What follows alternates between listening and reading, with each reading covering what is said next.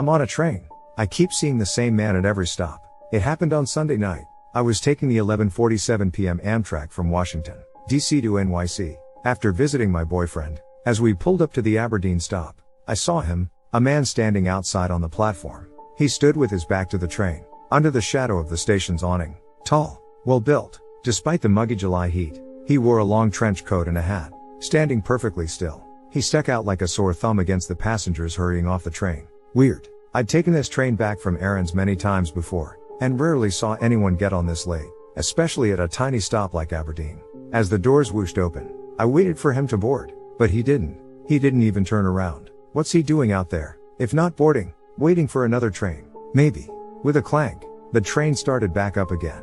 I shrugged and turned up the volume on my journey playlist. Lights flashed across the windows as we picked up speed. In the distance, the twinkling lights of a town highway, with pairs of headlights rolling past a colossal antenna, flashing red at the top.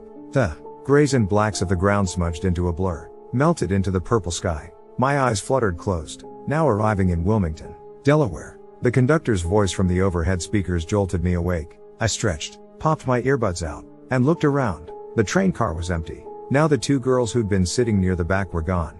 Yawning, I turned to the window. My blood ran cold. There he was, the man in the trench coat, again, standing on the platform, several feet away from the train. I gripped the armrests, my heart pounding. No, there's no way. The Amtrak goes faster than a car. How could he get here so fast? And why? Why would he be standing at the next stop, when he didn't get on board? Whoosh! The doors whooshed open. I stared at him, face pressed against the window, watching for movement. But he didn't move. He just stood there, in the shadows, back to the train. But he was closer than last time. I could see the nape of his neck, and the shadow of dark hair that poked out from under his hat. His black dress shoes, shining in the light. Clack! I jumped, but it was only the doors clanking shut. The train rumbled underneath me, and then we were pulling away.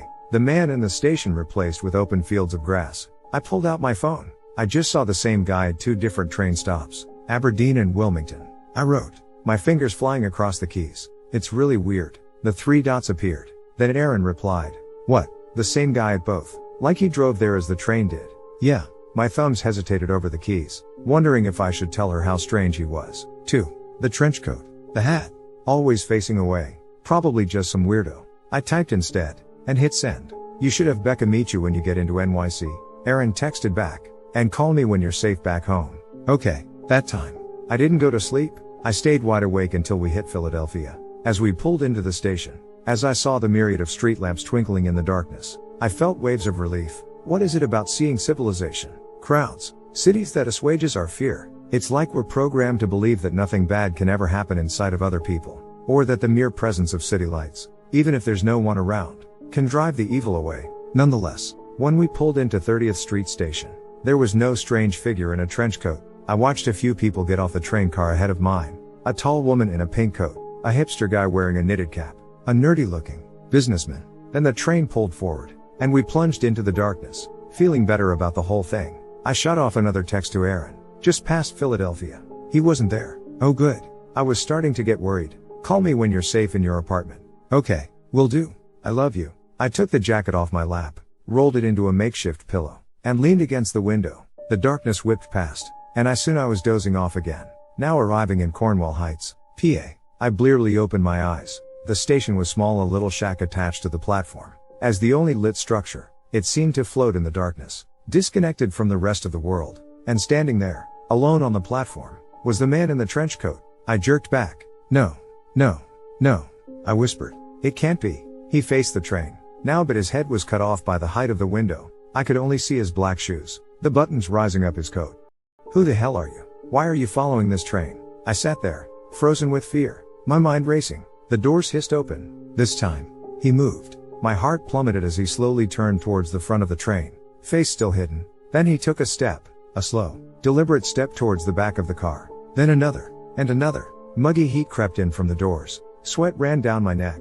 Move. I thought desperately. To the train. Please move. Please. Clank. The doors shut. The train groaned into motion. Relief flooded me. It's okay. I'm okay. I repeated in my head, trying to steady my pounding heart. The train swayed as it picked up speed, racing through the darkness. I'm okay. Click. A small sound, coming from behind me. I whipped around. No. He was inside. He stood in the vestibule at the back of the car, facing away from me, trench coat hanging loosely from his shoulders. I jumped out of my seat, backed along the aisle. No, I turned and ran for the next car. Pounded the open button. The doors whooshed open. I ran inside, glancing behind me. He was halfway down the aisle. Now, back still towards me. I bolted. The doors slid open, into the next train car. Help! I shouted. But this car was empty, too. Just like the last. Can anyone hear me? Help! The lights flickered, then went out. Static crackled over the speakers. Help! Whoosh! The vestibule doors opened. He faced me. Now, his face was hidden in the shadows of his hat. But I could make out a long nose, a twisted mouth, grotesque proportions that didn't seem quite human. He took slow, heavy steps towards me. Then he stopped. What do you want? I screamed. His head canted to the side. Why are you following me? Silence. Silence stretched out between us. It felt only like minutes, but it must have been longer because the train was soon groaning to a stop. Now, arriving in Trenton, New Jersey, the doors hissed open. I ran out onto the platform, shaking, crying. When I got down to the parking lot, I glanced back. The lights were back on in the train, and in the window, I saw his figure standing in the aisle. Then the train pulled away, and there was only silence. I didn't hear about the crash until the next day. The train derailed between Newark Penn Station and New York. A mangled mess of fire, metal, wire, twisted and fused to the rails. The train was empty. However, the only casualty was the conductor, and no man in a trench coat was ever found. He saved you from imminent doom. He might be your guardian angel. A sounds like she got off the train in Trenton after midnight. Still likely imminent doom. LOL. I'd take my chances on the train with trench coat guy.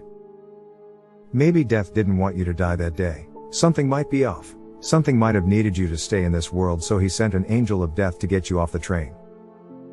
Think his presence caused the crash? Or was he just an omen? PSST. I think you meant 30th Street Station in Philly versus Penn Station. I think he saved her from imminent doom. Hadn't he been there, she wouldn't have hopped off the train.